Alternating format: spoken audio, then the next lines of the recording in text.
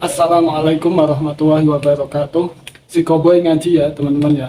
Pas hari ini bertemakan tentang makan teman-teman. Jadi kayaknya pas ini buat si Koboy ngaji tentang makan teman-teman. Ikuti channel saya ya teman-teman ya. Ngaji bareng ya. Warahmatullahi wabarakatuh. Bismillahirrahmanirrahim. Nahmaduka ya ghafuru ya syakuru wa salli wa sallim barik ala sayyidina maulana wa ala alihi wa sahbihi asma'in nama ba'du. Nah, ini pentingnya ngaji. Kalau nate ditanya sama seorang dosen, Gus, masa iya Quran yang katanya mutu semutu-mutunya, kemudian ada ayat kulu washrobu, mosok urusan mangan, gak usah disuruh orang juga makan. Terus kualitasnya kulu washrobu itu di mana? Terus kalau jawab, terus sorokan yang penting wopo, rapat utawa seminar. Ndak ada rapat, ndak ada seminar itu kamu ndak mati, tapi kalau nggak makan itu mati. Penting mana? Ya penting makan. Lah iya, jadi orang itu lupa kalau sesuatu yang seserius itu karena menjaga nyawa, yaitu makan. Terus karena makan tuh hal yang murah dianggap biasa, itu bahaya. Sehingga sebetulnya yang kita bisa jadi wali lewat halal keseharian tidak bisa jadi wali karena tadi. Saya punya hadis, ini mudah sekali untuk Anda jadi wali, bahkan di atas wali lah. Inna woha ta'ala layar do anil abdi, pakai inna masih pakai lam taukid. Inna woha layar do anil abdi ayakulal aklata fayahmadahu alaiha aw yasroba syarba fayahmadahu alaiha. Allah itu sangat ridho ada orang makan satu asupan kemudian dia muji Allah. Loh, orang tidak punya alpat itu tidak mati, tidak punya tanah ribuan hektar itu tidak mati, tapi kalau nggak makan sesuap nasi mati. Penting mana? Penting makan. Tapi gara-gara kamu tamak untuk syukur nunggu punya alpat, untuk syukur nunggu punya tanah banyak, Anda ini bodoh, mau syukur saja syaratnya kok banyak. Jadi sebetulnya kalau kita mau jadi wali itu cukup setiap makan itu kamu syukur fayahmadahu alaiha au yasroba syarba fayahmadahu alaiha.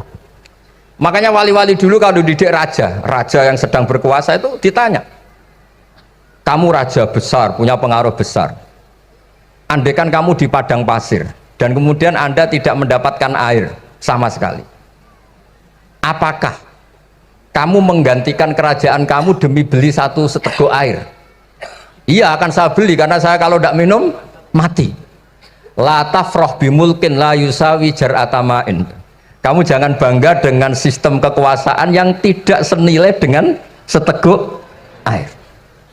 Orang nggak jadi raja itu nggak mati, tapi kalau nggak minum mati. Terus akhirnya dosen itu tahu, wah berarti kulu washrobu itu luar biasa, Gus. Sangat luar biasa. Makan dan minum itu luar biasa. Makanya terus adat kiai mertamu mangan. Kalau tadi baru datang kon mangan, di sini ya ada mangan. Ya saya anggap aja itu proses jadi wali, ngoten Pak. Jadi segampang itu jadi wali. Nah, kemudian gara-gara torekoh terus jadi wali ku repot kon maca 10.000 wiridan kon opo. Kesuwen nih cara-cara kesuwen. Karena ini partai enggak torekoh tadi itu. Dulu abahnya Mbah Maimun Bazuber itu kalau disuruh wiridan lama-lama itu enggak mau. Sementing diridani pangeran, maca kok akeh-akeh. Nah, itu partainya partai ahlul ilmi. Ya partainya partai ahlul apa? Nah kemudian karena saya ini nekuni tafsir ya, itu saya kepengen ya menggerakkan supaya ilmu Quran itu menarik. Caranya apa? Cari sisi ekstrimnya. Kalau bolak-balik kenapa sih orang nggak janggal itu udah iskal. Quran itu kan kalamu, salah lagi Quran itu kalamu. Masa iya Allah yang Tuhan kemudian ngendikan iya kana budu wa iya kanas tai, kepadamu aku menyembah. Masa Allah ngendikan gitu pada kekasihnya Nabi Muhammad? Padahal Allah itu al-ma'bud, bukan abid. Allah yang disembah, bukan yang menyembah. Semua ahli tafsir, saya bukan bilang sebagian, semua ahli tafsir pasti ngendikan begini, wa yuqaddaru qabla qaulihi ta'ala iyyaka na'budu qulu. Sebelum iyyaka na'budu itu ada kata yang disimpan yaitu qulu. Jadi ya karena butuh itu betul ngendikannya Allah, cuma sudah dikasihkan Jibril kepada umatnya Rasulullah. Jadi Jibril bilang gini ke Rasulullah Muhammad kul iya karena butuh. Kemudian Nabi juga bilang ke umatnya kulu iya karena butuh. Jadi ini kalam Allah yang sudah milik kita.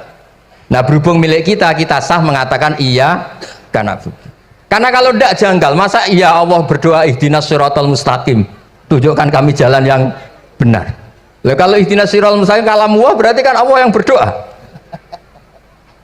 Nah, sehingga semua tafsir bilang sama, wa yuqaddaru qabla qauli ihdinas siratal mustaqim qulu.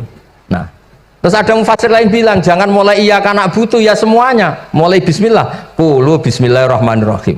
Masa iya Allah sendiri yang bilang bismillahirrahmanirrahim. Nah, dengan tafsir seperti ini terus kita akhirnya lagi-lagi kembali ke usul fikih, kembali ke balaghah, kembali ke nahwu. Kalau ndak, ya Anda akan menafsiri Quran pakai logika Anda sendiri. Sampai ada mungkirus sunnah. Pokoknya sementing kembali ke Quran. Orang roh Quran itu kayak apa? Saya kemarin ngaji di Sedan di daerah saya bilang, Sayyidina Umar itu Islam sebelum minta hidayat. Khalid bin Walid ya Islam sebelumnya ya tidak minta hidayat. Lah itu kan janggal, padahal katanya Quran itu hudal lil muttaqin, petunjuk bagi mereka yang takwa. Padahal tidak ada sabkut takwa untuk Umar. Umar tidak pernah takwa, tapi nyatanya Islam. Bahkan dia masuk ke rumahnya Zaid bin Arqam itu mau bunuh Nabi, mau nyari Nabi, bukan mau Islam. Tapi ketika dengar iparnya membaca Toha ma anzalna alikal Qur'ana litasqa, kemudian dia masuk Islam. Lalu gimana tentang hudalil muttaqin, petunjuk bagi mereka yang takwa? Banyak ulama yang mengatakan lil muttaqin itu balaghahnya lil iktifa, lil muttaqina wa ghairihim. Jadi Quran itu petunjuk bagi yang takwa dan yang tidak takwa. Dan itu di bahasa Arab sah. Di bahasa Arab sah. Misalnya gini ya, kalau sampean punya ponakan dolan, cong-cong nang mangan. Ya maksudnya ya mangan mbek ngombe, mangan tok seretan mati kan. Itu kan satu paket. Saro bila taqikumul harra wal barda. Pakaian yang melindungi dari panas. Di situ gak disebut wal barda, tapi artinya juga wal barda. Karena kalau tidak diartikan lil iktifa, nanti Quran itu memberi petunjuk bagi yang sudah muttaqin. Corong doang nguyai segoro, wis takwa kok. Nah ini kita butuh ahli tafsir yang al-usuli. Karena itu yang menjadikan Quran punya kualitas lagi. Seolah lagi punya kualitas lagi. Kalau ndak, Quran tuh kayak biasa-biasa saja, kayak tadi kulu wasrobu kayak dan seterusnya dan seterusnya. Jadi kalau suwun barokahnya hormat sama orang alim kados Ki Akil, Ki Siras dan tenaga keluarga mriki. Orang menghidupkan logika ilmu lagi. Jadi kalau seneng lah nak dilem Gusmus ahli ilmu boten krono niat fakir boten. Biar sampean ngerti lah kalau ngadepi ahlul ilmi itu pun boten level. Ahlul ilmi itu kalau punya logika itu tidak bisa dibantah. Saya beri contoh sekian contoh yang nyata yang diajarkan Rasulullah SAW. Nabi itu pernah mau dipermalukan orang karena Nabi ngendikan la adwa wala tiarata, tidak ada penyakit menular. Terus ada orang iseng kok onta yang kena kudisen itu dijejerkan yang waras ikut kena kudisen. Terus orang ini tanya, ya Rasulullah ini tadi sehat, tapi kena onta yang kudisen ikut kudisen. Nabi tanya lagi, faman a'dal awal, yang kudisen pertama ketularan siapa? Wah itu dari Allah ya, maksud saya seperti itu. Jadi ada terus orang-orang kafir itu cara berpikir aja alal alihata ilaha wahida inna hadalah syai'un ujab. Muhammad ya tentu mereka masih jangkar. Muhammad problem kita ini banyak. Kalau Tuhannya satu tidak cukup. Ada problem kredit macet, ada problem macam-macam kan, utang piutang macam-macam. Kalau Tuhannya satu tidak cukup. Kita butuh Tuhan banyak karena problem kita banyak. Lalu Nabi mengajarkan mereka apa logika yang dibangun. Kalau kamu jadi buruh, kemudian majikan kamu banyak, semuanya merintahkan kamu bingung enggak? Ya bingung. Tuhan kamu itu majikan kamu, kalau banyak-banyak perintah semua kamu yang bingung. Ya sudah mat Tuhannya satu saja. Itu disebut wa daraba masalah rajulan fihi syuraka umutasakisuna wa rajulan salamal lirrajul. Nah, sekarang itu kita ini mulai kehilangan fatonahnya Rasulullah SAW. Nabi dulu itu kalau nerangkan ilmu itu logikanya gampang sekali. Logika yang dibangun tuh gampang sekali. Ada orang cerita, ya Rasulullah saya ini ada sekian anak saya, yang paling saya cintai satu. Apa saya boleh melebihkan yang paling saya sayangi dalam pemberian? Nabi jawabannya itu tidak langsung jangan enggak. Apakah kamu berharap bahwa mereka semuanya baik ke kamu? Iya, semuanya saya ingin baik ke saya. Ya kalau gitu jangan. Ya. Kan tidak fair kita mengunggulkan yang satu, melebihkan yang satu, sementara kita berharap semuanya baik. Itu tidak fair kata Nabi. Jadi dulu Nabi itu, terus ini yang cerita fikih. Dulu Ahlul Madinah itu mangga itu masih pentil sudah dijual. Pentil dijual harganya 2 juta. Masa iya pentil harganya 2 juta? Karena dengan asumsi sudah jadi mangga. Tapi ketika Nabi datang di Medina dan penduduk Medina itu abkhosna sikailan, orang paling buruk dalam pertimbangan dalam jual beli. Nabi cara ngendikan itu unik. Aro'aitum lau anna waha yamna'us samra fabima yastakhillu ahadukum mala akhi.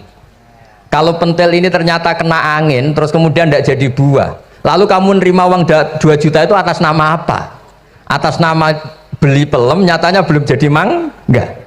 Mosok kalau pentil seharga 2 juta. Semenjak itu terus Ahlul Madinah sadar kalau jual buah itu nunggu ba'da buduwi solahiyah, setelah samroh ini berbentuk. Tapi Nabi tetap ngendikannya pakai logika. Nah sekarang banyak kiai yang sidik-sidik neraka. Sebenarnya Nabi itu ngajari logika. Ada pemuda, dia itu hipersek, mau masuk Islam tapi tetap boleh bebas. Saya ini ingin Islam tapi jangan larang seks bebas. Wah itu sahabat semuanya melarang ketemu Nabi karena ini ngawur betul, masa pamit Islam kok. Tapi setelah gaduh, Nabi tanya, kenapa gaduh? Ada pemuda mau masuk Islam tapi yasta'izinu fi zina, dia minta izin supaya tetap boleh zina. Kata Nabi, suruh saya ke sini. Setelah datang di depan Rasulullah, logika yang dibangun Nabi itu luar biasa. Atuhibbuhu li bintik. Kamu suka punya anak putri kemudian jadi demenannya orang laki-laki hidung belang? Ya enggak, saya bunuh orang itu. Andaikan itu ke ibu kamu, saya bunuh orang itu. Atuhibbuhu li bintik, atuhibbuhu li ummik, atuhibbuhu li ukhtik, atuhibbuhu li kholatik. Kamu suka punya anak putri yang jadi demenannya orang? Ya tidak suka ya Rasulullah. Kamu suka kalau punya ibu didemeni orang banyak? Ya tidak suka Nabi. Sampai otaknya itu yastakbihu zina, sehingga otaknya itu wah zina itu buruk betul. Akhirnya ya Rasulullah sudah, saya mau se-Islam tanpa zina-zina.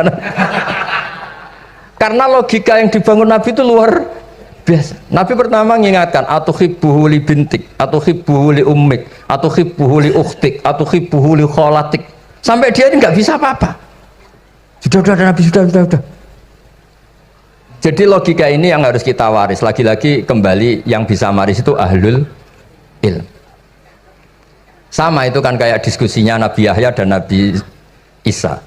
Nabi Yahya itu suka berkawan orang-orang soleh. Setiap berkunjung di mana itu nyari yang orang-orang soleh. Ditanya kenapa kamu berkawan orang soleh? Ya berkawan orang soleh itu asik. Tapi kalau Nabi Isa enggak. Kalau ada desa-desa yang masih hitam, masih merah itu dikunjungi kemudian dibina. Ditanya sama Nabi Yahya, lima anda tanzilu ala syirarin nas. Kok kamu kumpul orang-orang yang kayak gitu? Jawabnya beliau, innama ana tabibun udawil mardo. Di mana-mana Nabi itu ya dokter. Di mana-mana dokter menyembuhkan yang sakit.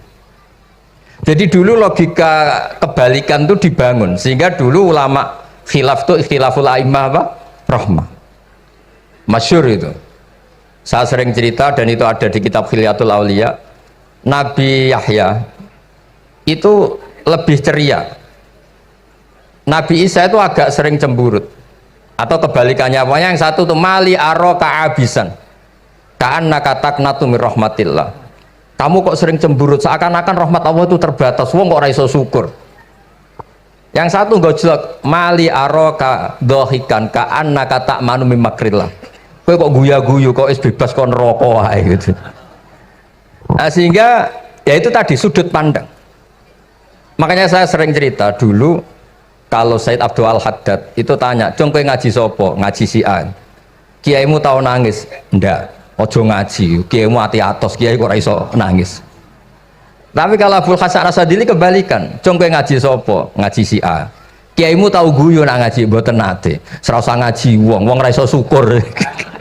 Jadi nah itu yang akhirnya menjadi keseimbangan khaufau wa tama. Ada khauf, ada apa? Roja.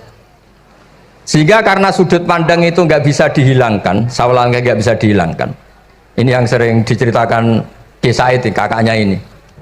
Dulu Muhammad bin Hasan Asy'ibani, Imam Syafi'i itu lama sekali beliau jadi ulama top Yang suka fikir, dianggap fikir itu aman, ngeringankan hisab. Enggak jenengan fikir yang dihisab malaikat apanya kan? Kan nggak bisa ngisab jenengan, apa saja tidak punya. Punyanya problem. Nah, setelah ngaji sama Imam Malik, Imam Syafi'i tanya, yang ilmunya setingkat jenengan siapa?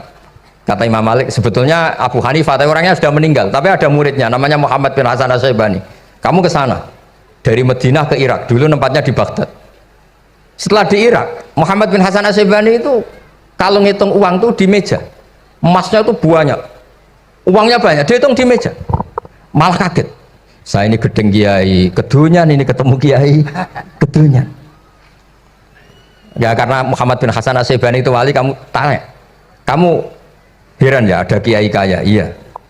Ya sudah, kekayaan ini kasihkan orang fasik, biar dipakai demenan, dipakai mabuk, dipakai ini.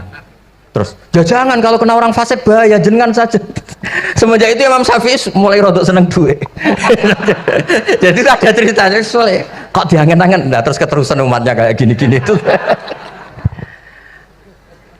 Jadi ini cerita nopo istihad apa? Cerita nopo istihad.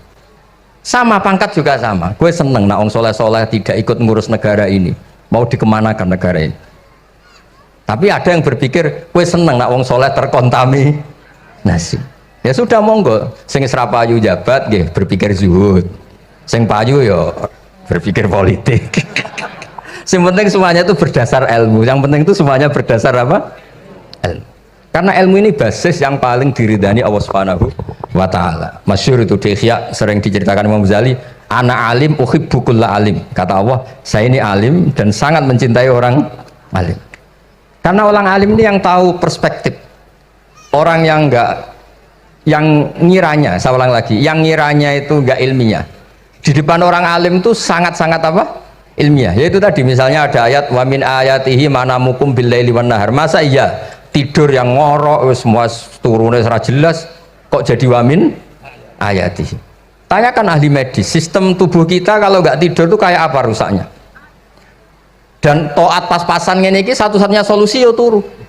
Bengi ngempet kepen delok dangdut, delok dugem. Bareng turu jebule esuk wis bar, alhamdulillah. Cara melek iman kamu seberapa? Tarikan-tarikan maksiat posisi kamu terjaga bisa kalah kan? Tapi kalau tidur sukses kan tarkul maksinya. Nah, karena tidur itu sukses menghilangkan maksiat disebut wa min ayatihi manamukum billaili wan nahar. Sampai Imam Ghazali ngendikan di makalah itu, sehingga nanti ibadahnya umat ini di akhir zaman an-naumu, ibadah terbaiknya itu tidur. Nah niku mulane maksud kula ngeten lho. Sampeyan anut jalur wong alim dia turu ya ibadah, tengok-tengok ya ibadah, jagongan nggih ibadah, gojol-gojolkan ambek kanca nggih napa? Ibadah. Karena ini semuanya kul bi fadlillah bi rahmati fa bidzalika napa? Falyafrahu. Tapi kalau kamu tidak punya basis ilmu, adanya suudzon. Kiai kok jagongan guyon sewengi ku kiai opo? Kiai kok turu sewengi ku kiai. Karena basisnya ada ilmu. Padahal jelas ketika Rasulullah bikin urutan kebaikan, pertama Nabi ngendikan kamu menolong orang. Jika tidak bisa, terakhir Nabi ngendikan takufu syarraka anin nas fa innaha shadaqatun minka ala nafsik. Tadi beliau juga cerita di nasihat Imam Mun, idza lam tuhsin fala tusi. Kalau tidak bisa berbuat baik, setidaknya kamu tidak berbuat jelek sama orang lain. Dan potongan ini paling gampang apa? Tidur kan? Wis sampeyan nak turu wis ra zina, ra maling, ra ngrasani wong wis ora tusik. Nah, dengan konstruksi usul fikih seperti itu kamu tahu kualitas ayat wa min ayatihi manamukum billaili wan nahar. Ya sama, ternyata makan itu yang menjaga nyawa, ternyata makan itu yang menjadikan syukur. Kalau kamu nggak percaya puasa, sama nak poso gedang goreng mewah, gedang goreng mewah, air satu teguk itu mewah. Makanya kalau lama dulu ada santri kepengen mangan enak, ya saya ingin mangan enak gini-gini, caranya gimana? Itu rumusnya ada sate, ada mie ayam. Idamuhu alju. Kalau kamu ingin enak, lauknya itu lapar. Ya kalau kita kalau puasa itu semuanya kan enak. Nah itu lagi-lagi basisnya itu ilmu. Nah sekarang banyak orang yang sudah tidak peduli dengan ilmu. ke ijazah dilakoni kan.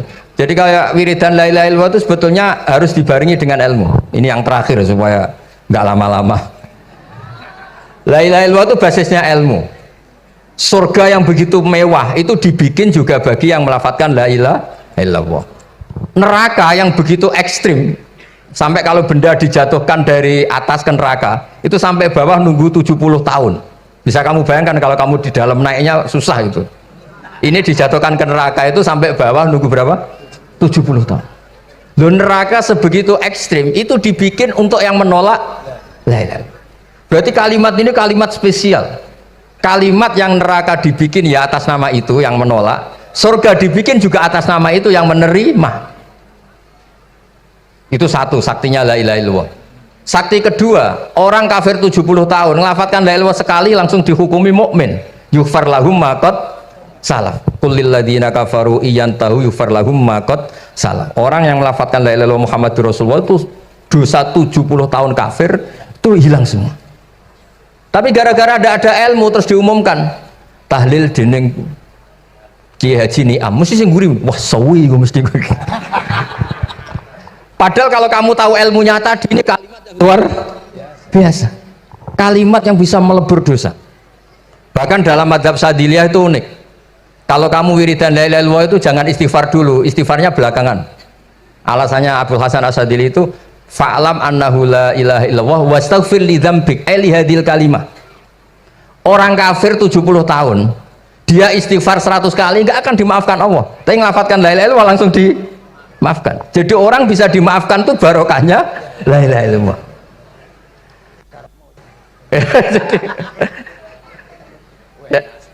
Ya kan? Jadi orang kafir 70 tahun wirid istighfar 100 kali atau 1000 kali dimaafkan enggak? Enggak kan? Tapi kalau membaca la ilaha illallah dimaafkan. Jadi istighfar tuh ngefek positif itu kalau dibarengi la ilaha illallah. Makanya wastaghfir li dzambika bihadil kalimah. Cara apa? Kamu boleh istighfar berdasar hadil kalimah, berdasar la ilaha illallah. Tapi terus kemudian ya thariqah itu banyak, itu urusan rasa. Justru karena la ilaha illallah kalimat thayyibah harus disucikan dulu. Caranya istighfar dulu. Nah itu urusan monggo lah. Tapi apapun itu basisnya harus napa? Ilmu. Basisnya harus ilmu. Jangan malah sentimen. Wong di kuburan wiridan la ilaha dihukumi kafir. Nah, itu kan aneh. Wong kalimat ini yang kafir saja menjadi muslim, sekarang yang muslim menjadi kafir. Itu faham kok seaneh itu itu kan. Ya karena basisnya ada ilmu tadi. Coba kalau basisnya ilmu, itu kan aneh betul. Hadil kalimah kalimatun soro bihal kafiru musliman. Fakaifa sorol muslimu bidzalika kafiron. Ini kalimat yang kafir saja menjadi muslim. Masa dengan kalimat yang sama yang muslim menjadi aneh gak? Aneh. Jadi kalau suwon, pokoknya basis ilmu harus sekuat-kuat. Bicaranya gini nagih kiai kon sregep mulang ojo politik terus ngono. Tapi politik itu bagian dari ilmu, wis ra iso diterangno. Ya ngoten mawon. Assalamualaikum warahmatullahi wabarakatuh.